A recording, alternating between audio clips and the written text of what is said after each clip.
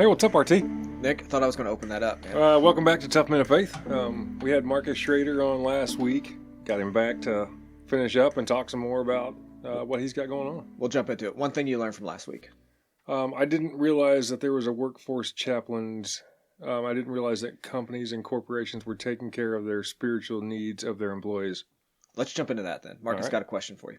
Sure. Let's say I'm the CEO of a company, not Villa Baptist Church and We Care Early Learning Ministry, but a company that's not primarily ministry. If I came to you or you came to me, like, why would I hire a workforce chaplains why would I want a chaplain here? Like, what's the benefits? What's your sales pitch? What I would say to you is, hey, CEO, president, companies all around America President, RT. are concerned about holistic care for their employee, holistic care. So before it's always like, what's your retirement? Have a 401k or not? And what's your salary? What's the health care, your medical plan, whatever insurance plan? But now companies, they're thinking about things like work-life balance. Mm-hmm. Maybe they're paying for a gym membership, but they realize that mental health and overall well-being, a lot of companies are starting wellness programs within their company. Well, within that idea of mind, body, spirit, and holistic care, I would say to the president or CEO, hey, what benefit do you have that your company's providing that addresses spiritual care?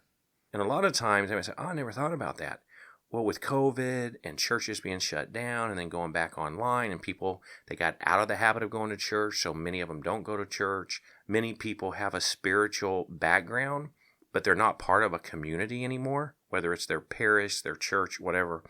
I would submit to you that you can bring on chaplains who are there to be a listening ear. They're there to walk with you during difficult times. And even though an employee might not come darken the door of a church, we can help spiritual care in your company. That would be my pitch. It kind of bridges that gap, Have you seen that, since COVID, a rising need? It seems like since COVID, like you were kind of saying, that people aren't participating in church, people aren't attending as often, and it seems like a lot of burnout too has really affected people negatively with this whole COVID and pandemic and everything. And that's pretty awesome. Yeah. To answer your question, what's the strain among families because of COVID? I mean, think about if your kid was in a school, e-learning today, back in school tomorrow, e-learning again. Oh, we just had a breakout. I mean, so you had the whole stress with school. What are you going to do with health? What are you going to do with, who's going to stay home today and watch the kids? So you have that stress. You have financial stress. The economy, hasn't gone that well for the last few years. And all these stresses, and the leaders, the HR department and the C-suite level leaders of organizations, they're seeing that all these added stressors have gotten many people just resigned. Yeah. And then they went to work remotely, right? And they're like, oh, now you got to do a hybrid schedule. Oh, now you got to come back and work full time. Yeah. Some people can't handle that, so they need to listen here. One thing we do, I also tell this CEO who's asking about us, we're there to love, serve, and care for people. We're not there to proselytize. We're not there to get in theological debates with people. We're not there to say, oh, you're Presbyterian, you should be Lutheran, or oh, you're Catholic, you should be a Protestant. No, we're there to love, serve, and care for your people and walk with them through difficult times. What I've learned is whether you're an atheist, agnostic, Catholic, Protestant, or Hindu, you would love to have someone come to love, serve, and care for your people. Yeah. And so when we present what we're there to do and to help people through difficult times, normally they're like, wow. How much does this cost? Yeah. Well, we're a nonprofit, so we can charge in the wellness benefit world. These companies are putting out big bucks on different wellness and different benefits. Yeah. And so we can come in and present them an offer that is honestly not that expensive per employee for what they get. And we've seen a great success rate. What's crazy about for 10 people we meet with and share our plan and our service model with them, probably eight or nine of those companies sign up. Oh, wow. Our biggest need is getting in front of someone to explain to them how we can help their overall wellness program and their benefit plan. Yeah. That's our biggest need. Because once we can do it, we have a really good, close rate. Yeah. That's awesome. Well, if you think about it, right, they want you physically healthy. It's why they have all these wellness benefits. Because if you're physically healthy, if I'm a CEO, I'm thinking dollars, part of it, right? So you're healthy, you're at work more often, you're more engaged when you're at work. But that holistic approach that, hey, when you're spiritually healthy, that's going to make a big impact at your workplace as well. Because if you take someone who's just hitting a low season, they're going through a divorce, they've had death of a family, all these events that can take place, that's going to affect your work. But if my employer cares enough to have a chaplain there to talk with me during the day, to be there for me, I mean, this makes a huge impact. Yep, and you're right. They all are concerned about the bottom line, return Mhm. on investment. They want to know, how are you going to help our company? Yeah. And all we have to do, if we can keep a couple people in a month or in a year who were going to quit because of all these added stressors in their life, Right. and they can come talk to a chaplain in a confidential setting, we're a listening ear. We listen. If they ask for advice, we give it. If they want prayer, we pray with them. And if we can help them stay at that company, we did impact the bottom line. For sure. And these people are seeing it. They Yeah. know that this type of care helps the bottom line. Yeah. I mean, the military's had this figured out for a long time, right? I mean, chaplains have been around forever in the military.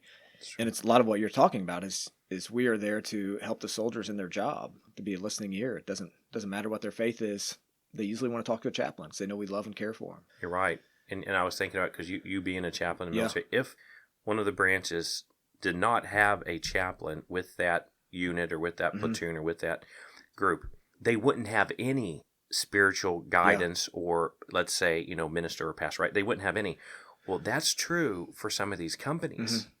If they didn't have a chaplain there because their employees are not going to a church or a place of worship, they wouldn't have anybody either. So the impact military chaplains have, which is great. One thing, military chaplains have laid the groundwork for us. Every company we serve has veterans there. Mhm. Okay.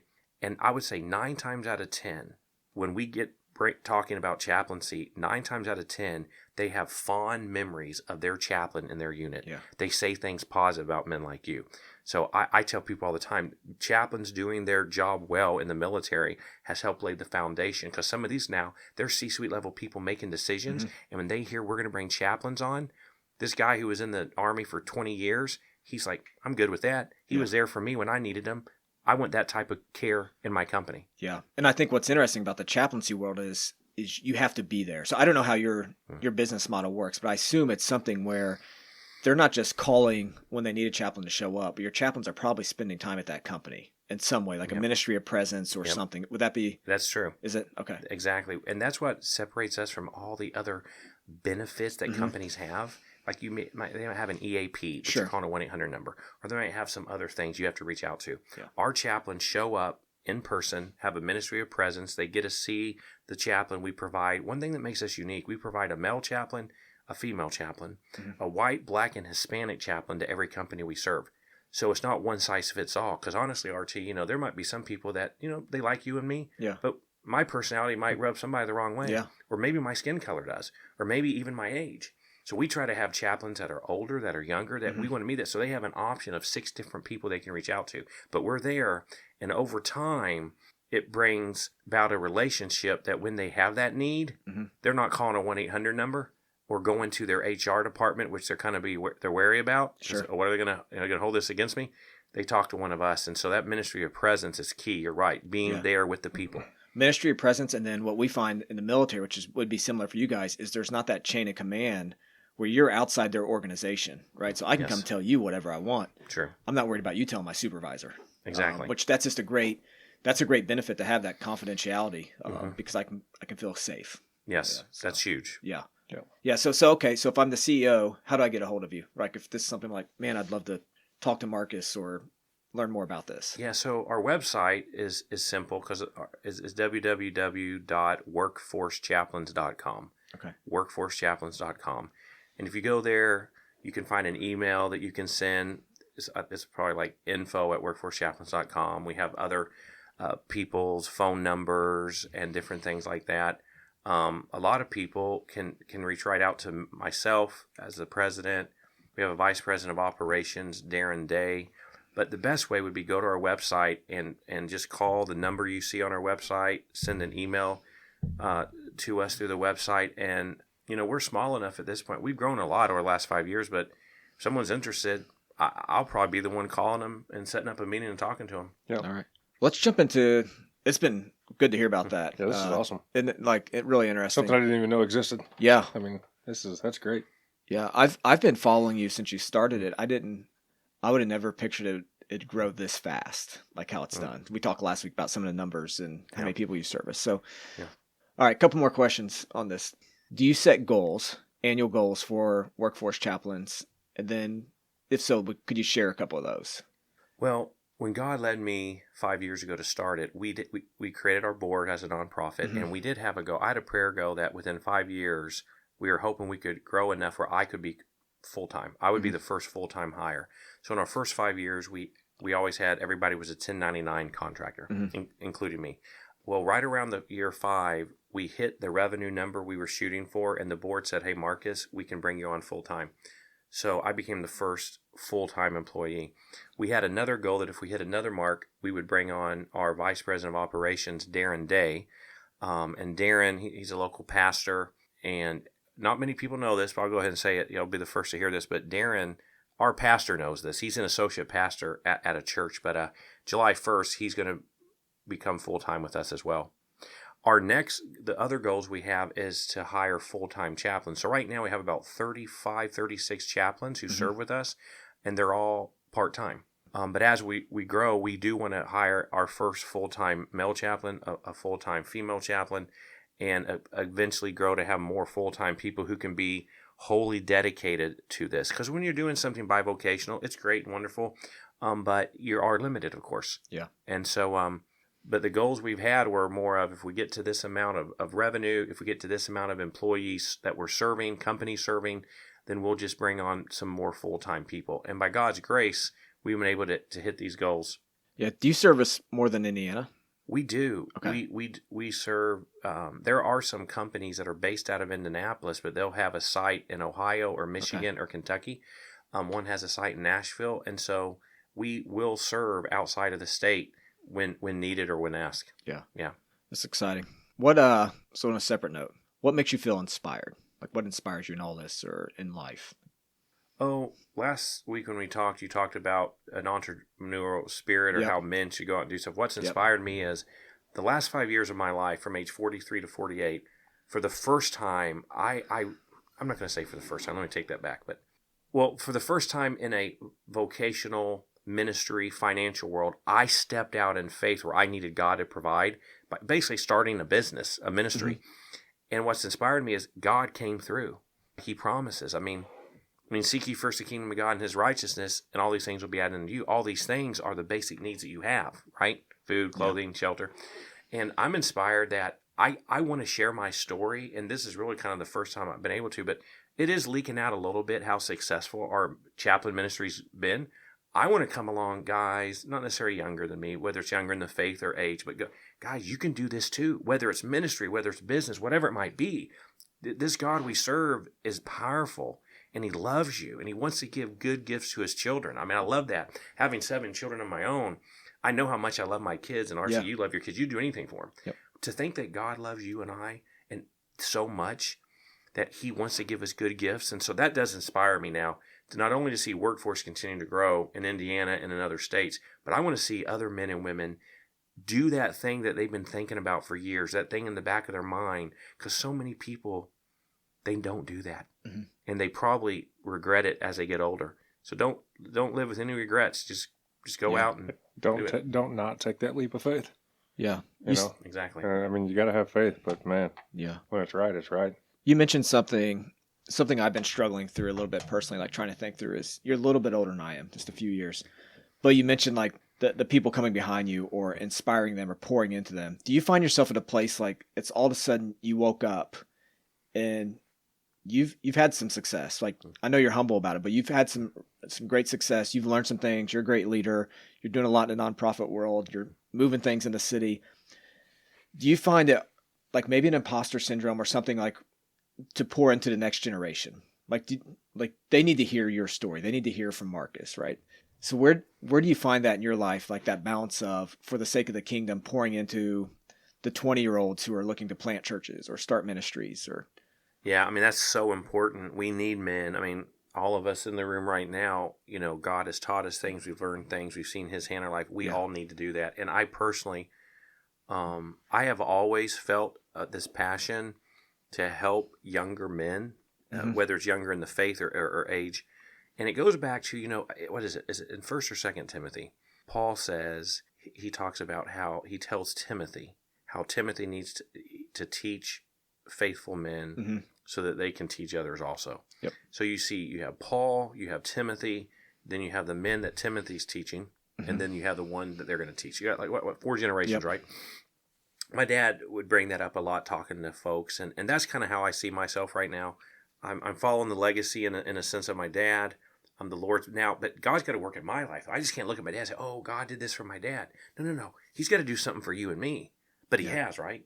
So now that he's done that, I'm like, wow, it just doesn't work for Moses, you know, and David and Abraham. I mean, this stuff worked for my dad too. Oh, wow, it works for me. God is real. He's powerful. So, yeah, I definitely feel that desire. And if the Lord tarries, I mean, when I look around this world, I can't believe the Lord hasn't come back yet, to be honest. But he hasn't. Right. Because I'm still here, so I know he hasn't come back yet. I don't know about you guys, but no. But if he doesn't return, that's something I really want to be able to do is help younger men to see the things and learn the things I have and inspire them to do great things. So if you could go back to your 18-year-old self and give yourself a piece of advice, what would it be? Oh man, I look back at my 18 years. I was too prideful. I thought I knew it all. I thought I knew more than I thought I had everything figured out. And my goodness, I tell people at 18. It's amazing that we can make adult decisions at 18. Oh, I agree. It's amazing that we can vote and do so many other things, but it's amazing that we can make adult decisions at 18. We are not there yet. I would tell my 18-year-old self, Marcus, you need to be humble, talk less, and you need to realize this. Look at me. You are wrong on most of the things you think you're right on. Wait till you get to be 30 or 40, then you might start knowing some stuff. Yeah. And I tell folks, it wasn't until I was in my early 40s, and I'm 48 now, but where I realized, wow, I was so immature and foolish, and just kind of be humble. I think about that for like 5 years ago, even just how much I've grown up over the last 5 to 8 years. It's just, wait a minute. I mean, how immature was I at 30? Yeah. It's crazy. Well, the world we grew up in, right? The goal was graduate from Bible college at 22 and go be a pastor. I'm so thankful God spared me that, because I would have done a lot of dumb things. I mean, I do dumb things now as a pastor, but could you imagine me at 22, whatever position, youth pastor, and not to knock on those guys that do it, and hopefully they have good mentors that are keeping them in line, but you're right. Yeah. God's grace. I'm looking back. It's probably embarrassing. I'm looking back at some of the things I said and did. Yeah. Aren't you glad you didn't have social media back then? Oh, yes. Yeah. Definitely. Yeah. If you could be remembered for one thing, what would it be? I couldn't say one thing. I'll just quickly say this. I wanted to be remembered.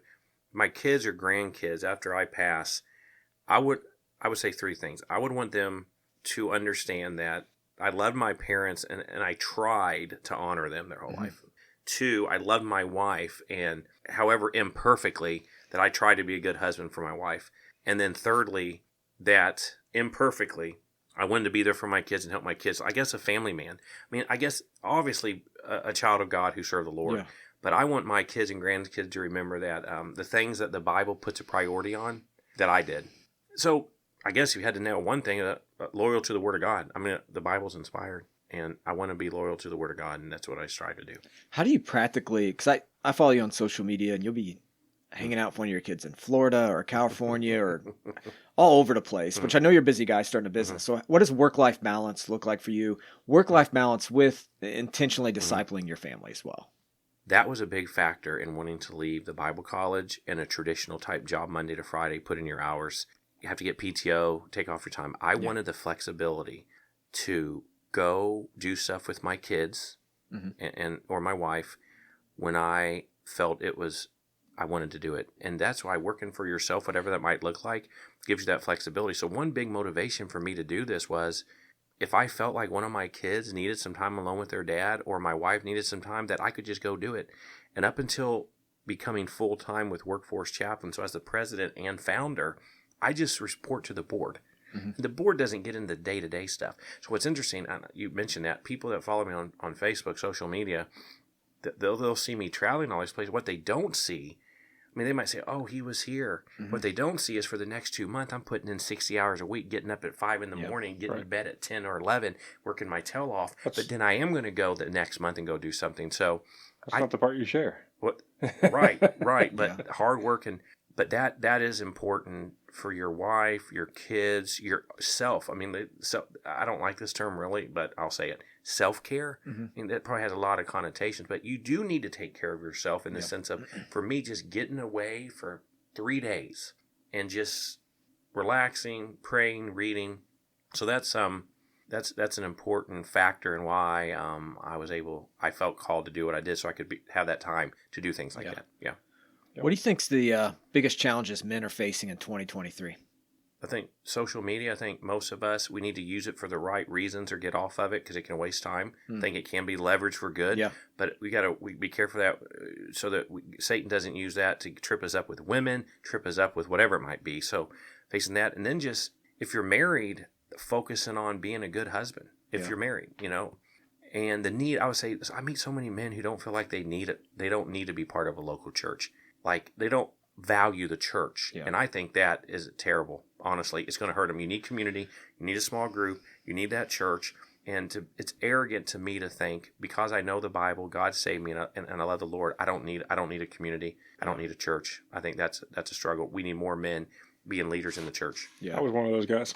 Especially when I first got married, I thought I didn't need the church. I thought, we had a great relationship and a good relationship with God, and I thought we were going to be just fine. And until I got a relationship in the church, or a relationship with the church, and started serving and feeling that there was a need to start serving, I was humbled. Almost instantaneously humbled. People showed up that I didn't know, for tough times in life, and I didn't even realize that I needed the church until I got into one and got to be a part of one. It just sees you grow, though, right? Like if Nick does anything too stupid, his wife's going to tell my wife, and I'm going to give Nick a call, right? Or vice versa. Or same thing. If I'm working too many hours or doing things I shouldn't do, that's going to get back to Nick through and who Karen becomes friends with their pastor? I mean, really? Well, yeah. People can't find friends. Yeah. Great. Where was I going? You got me off. Oh, challenges for men today. Yeah, social media's we've talked a lot about like the reels and different things, how they can just eat up your time. Like, yeah, true. If you just start watching them. So, we ready for the lightning round? Sure, I'm ready. Did you look up did you hear the questions? I already? heard a couple. They're the same every time. Okay, no. We should mix that up. Yeah. We should. Well, we're going with the same ones today. Yeah, all right. So, who would play you in a movie? Don't say The Rock. You know, you guys share the same physique. I'm gonna go with Jim Caviezel. Who? Jim Caviezel. I don't know who that is. So he played Christ in The Passion. Okay. Okay, I've seen that. Okay, yep. And he played the Count of Monte Cristo. Okay. In a movie. Okay. And yeah, he's a Christian guy, and he maybe look a little similar size. I'd go with Jim Caviezel. Okay. Okay. What about the next one's your favorite book, but you can't say the Bible? Without a doubt, I was about 20 years old, and John MacArthur wrote a book called Ashamed of the Gospel. And the subtitle was When the Church Becomes Like the World. It's more of a philosophy of ministry type thing. And that really got my attention. Like, wow, we don't have to do things in the church like the world. We shouldn't be the attractional model.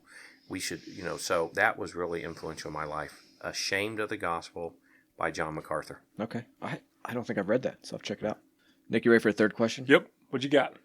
Well, I have it here someplace. I thought maybe you knew it. Oh, which Bible character would you say no, you wait. like? No, someone you could go back in history to meet. Not Jesus. You're going to get 2 questions. What Bible character would you associate yourself with being the most like? Man, I'm going to go with... We stumped him. See, that's why you wanted this question. The lightning round is a bad one. I don't know there. That's what happens when you prepare. I don't know. Maybe Timothy, because there was a time I was in my mid-20s, and I got a pretty influential role at this college, and I felt like I was kind of young, and I remember thinking, hey, let no man despise my youth, but be an example, and so Timothy, and maybe Joseph. I want God's blessing on my life like Joseph, that wherever he went, as long as he stayed humble and put God first, God blessed him. That's that's one of my heroes. So I would say Joseph and Timothy. Okay. Good. Then someone you would like to go back in history to meet. Man, dude, that's a good one. I think I heard one of your guests said Solomon, maybe. I don't know if I heard that or not. But I think someone did. So, but that's a good one because anybody who is a believer, like biblical people, I'll see them in heaven. Yeah. So I'm thinking about maybe someone that might not get there. That's a good way to think about it. But I don't know. This is top of my head. Maybe Cain, because I think maybe Adam and Eve and I know Abel, they're going to be in heaven. Yeah. Cain might not be. he was the first human ever born, right? Because Adam was created, Eve was created. The first human, I'd probably say Cain. Yeah, I didn't see that one coming. So yeah. All right. Well, thanks for joining us. It's been really good. If guys want to connect with you, it's workforcechaplains.com. Yep. Yes. Reach out to Marcus and hear more about that ministry. And thanks again for coming. And if you're CEO of a corporation and you need a guy, Yeah. workforcechaplains.com. Yep. All right. Thanks for joining us. Thanks for having me. It was great to be here. It's awesome. Do it again. Yep. See ya.